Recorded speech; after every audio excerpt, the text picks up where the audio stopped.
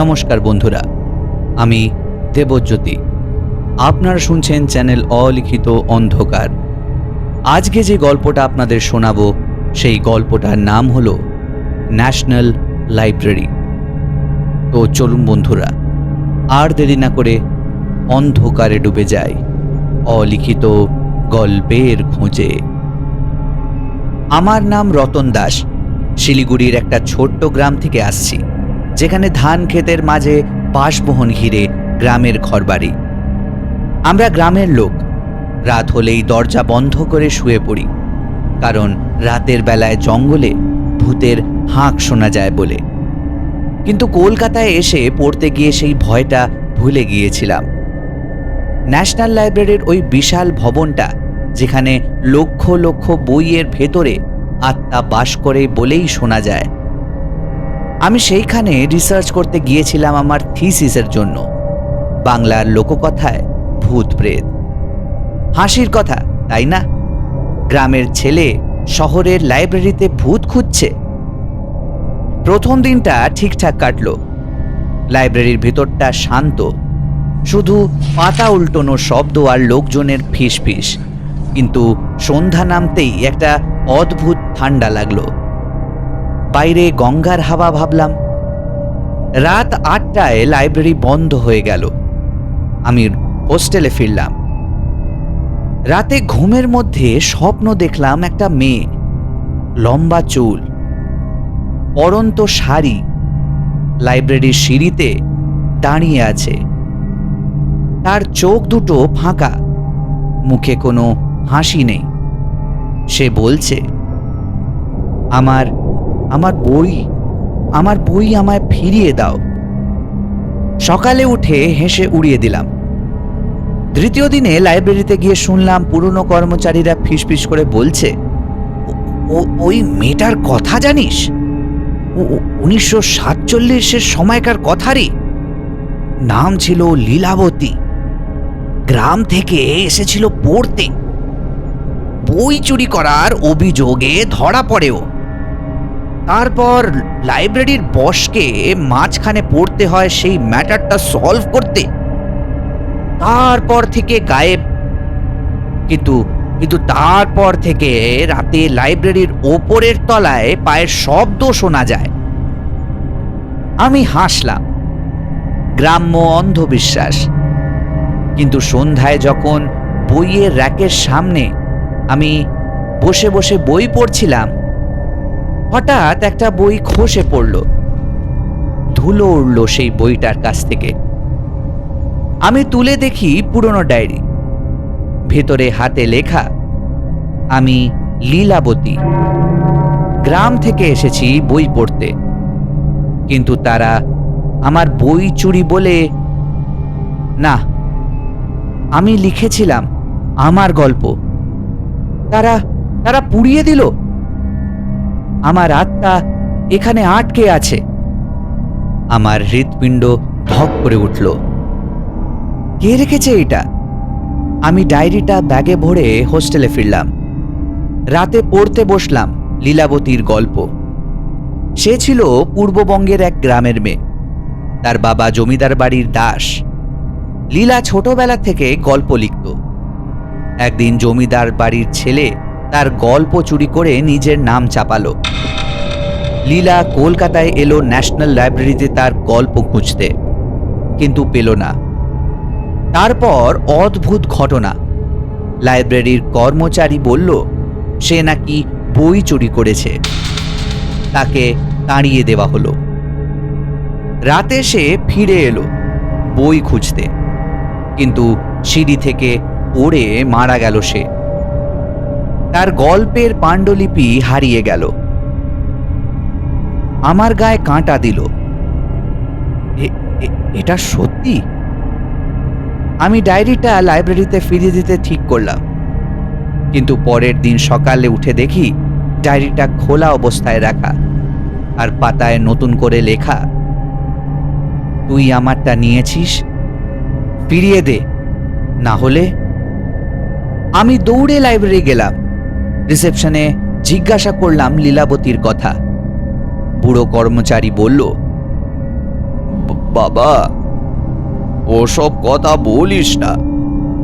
রাতে ওপর তলায় তো যাসই না। ওখানে ওখানে প্রেত কুয়ো আছে। লীলার আত্মা বই খোঁজে। যারা গিয়েছে সবাই পাগল হয়ে গিয়েছে। আমি ভয় পেলাম না। গ্রামের ছেলে, ভূতের গল্প শুনে বড় হয়েছি। সন্ধ্যায় আবার গেলাম। লাইব্রেরিটা খালি হয়ে যাবার পর চড়া গলিতে উঠলাম ওপরতলায়। সেখানে অন্ধকার, শুধু মোমবাতির আলো। হঠাৎ পায়ের শব্দ, কেউ সিঁড়ি দিয়ে নামছে। আমি লুকিয়ে রইলাম। একটা ছায়া, লম্বা চুল, সাদা শাড়ি, সে বইয়ের র্যাকে হাত বুলোচ্ছে। আমার গল্প, আমার গল্প কোথায়? কোথায় আমার গল্প? আমি ডায়েরিটা বের করে বললাম, এই নাও, এই নাও তোমারটা। ছায়াটা ঘুরল। তার মুখ ফ্যাকাশে, চোখ দুটো গর্তের মতন। সে হাসলো দাঁত বের করে।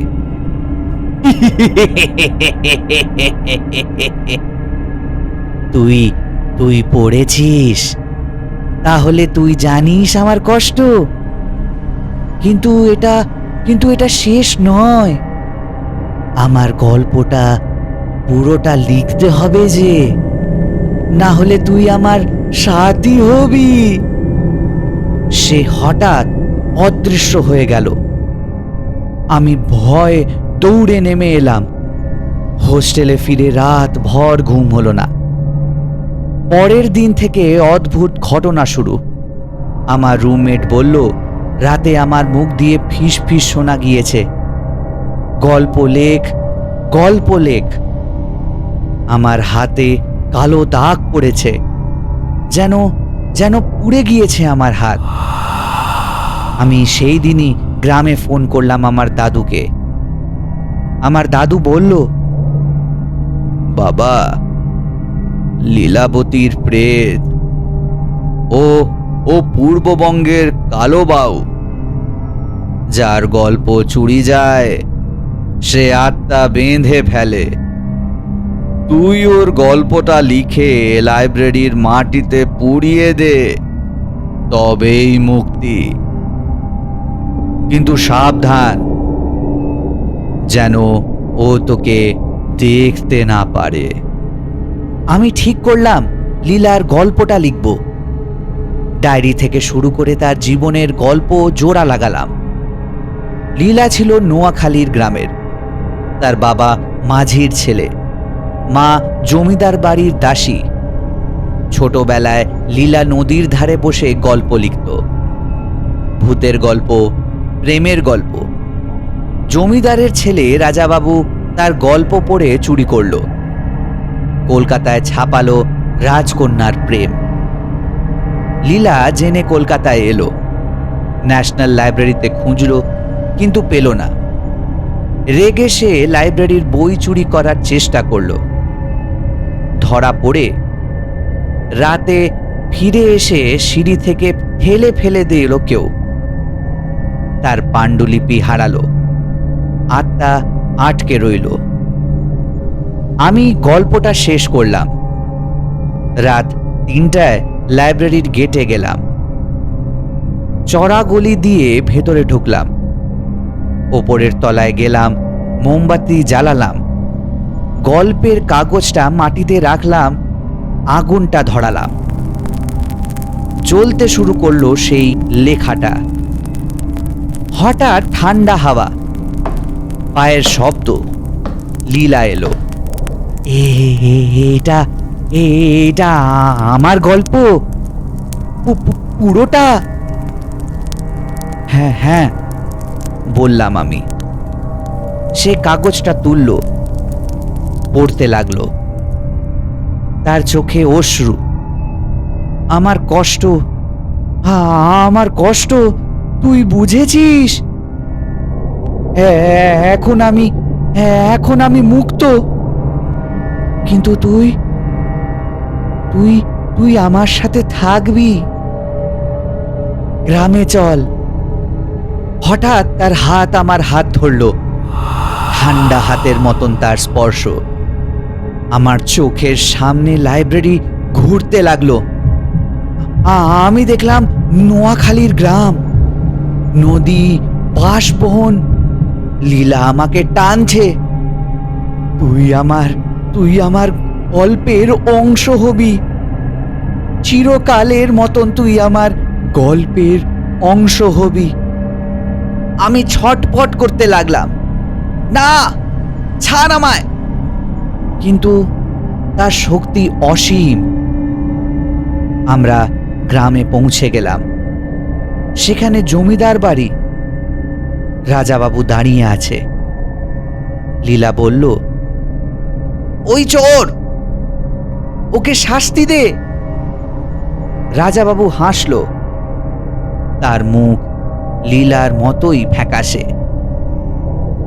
তুই এসেছিস রতন। তুইও আমাদের গল্পের অংশ এখন। আমি বুঝলাম এটা লীলার গল্পের মধ্যে আমি আটকে পড়েছি। লাইব্রেরি থেকে গ্রামে টেনে নিয়ে এসেছে লীলা আমাকে। সবাই প্রেত। লীলা, রাজু, জমিদার, তারা চিরকাল একসাথে আটকে। আমাকে যোগ করতে চায় সে। আমি চিৎকার করলাম। হঠাৎই সব অন্ধকার হয়ে গেল। আমি জেগে উঠলাম হোস্টেলে। সকাল, কিন্তু আমার হাতে কালো দাগ এখনো আছে। ডায়েরি উড়ে গেছে। লাইব্রেরি যাব না ভাবলাম, কিন্তু সন্ধ্যায় পা নিজেই চলল লাইব্রেরির দিকে। লাইব্রেরিতে গিয়ে আমি দেখলাম লীলা সামনে দাঁড়িয়ে। লীলা এবার চিৎকার করে বলছে, তুই পালাতে পারবি না। তুই পালাতে পারবি না। তুই এখন আমার গল্পের অংশ। তোকে গ্রামে ফিরতেই হবে আমার সাথে। আমিও চিৎকার করে বললাম, আমি তো তোমার গল্প পুরো করলাম। তোমার পুরো গল্পটা আমি লিখলাম। তাও তুমি আমায় গ্রামে নিয়ে যাবে? সে হাসলো আর বলল,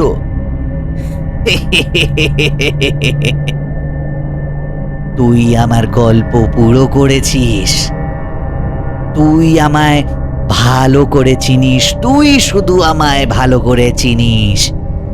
তোকে তো আমার সাথে চলতেই হবে। আমি ভয়ে আটকে উঠলাম। হঠাৎ একটা টর্চের আলো দেখা গেল। লাইব্রেরির ওয়াচম্যান এলো টর্চ নিয়ে।